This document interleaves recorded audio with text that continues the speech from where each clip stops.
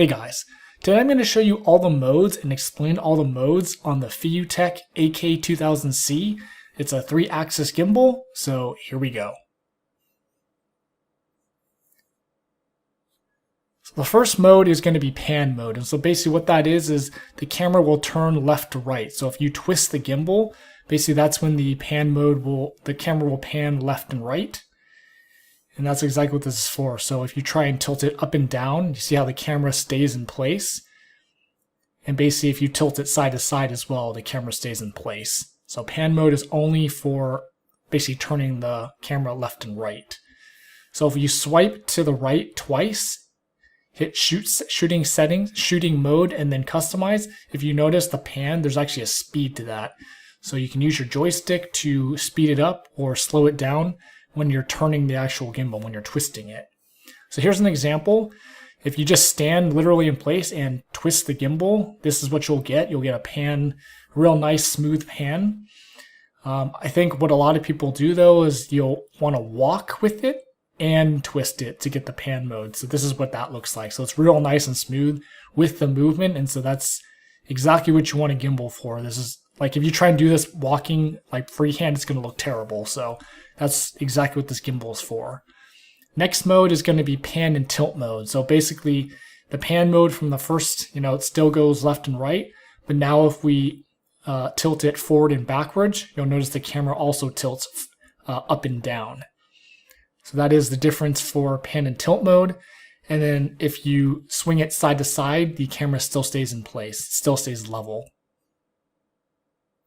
So here's an example of that one. A good one for that is if you want to point it at the ground and then walk towards your subject and then bring it up, then you notice the tilt up right there. So that's the kind of shot you can do with this mode. Next mode is all follow mode. So now we've got all 3 axes moving. So when you twist, it goes left and right, up and down. You see the camera go up and down. But now if we swing the gimbal left to right, in just a second here. So if we swing it left to right, now you notice that the camera tilts also, rather than just staying level. So this one you can do some little tricks with editing as well, with real quick cuts. So that's what it looks like that. And here's the quick cut that you can kind of do. So boom, and then there. Another, it goes from one subject to another. So that's what you can use that for.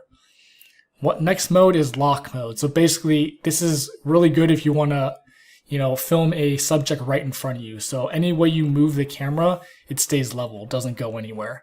So twisting it, the pan, the tilt up and down doesn't go anywhere. And then if you rock the gimbal side to side, it still stays level as well, as you can see. So this is good if there's like a subject that's directly in front of you that you want to walk towards. So just like this, you just walk right towards it, and the gimbal stays real nice and smooth and steady. Next mode is going to be selfie mode. So it's pretty much self-explanatory. You hit the selfie button here and it turns around, and then I have an explanation that's talking. So here we go. So here's selfie mode for this gimbal. Selfie mode is pretty much pan mode reversed. So if we twist the gimbal, you can see that it pans left and right. But if we tilt it forward,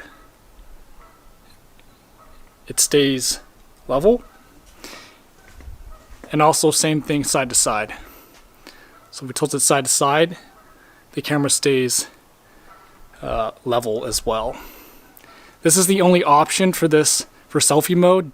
It's basically pan mode only. You can't do pan and tilt or all follow mode. Last mode is Inception mode. So if you hit that, you can basically make the camera do a 360 either way, or you can make it go either way infinite. So just one time or however many times you want. So tilt the camera forward, hit Inception mode, and then if you push whichever button you want, it'll do whatever you want. So here's an example of that. I find this mode kind of makes me dizzy, so I don't really use it very often, but if you want to use it for some sort of filmography, you can. And that's basically it. So hope this video helped you. If you thought it did, don't forget to comment, like, share, and subscribe. And thanks for watching.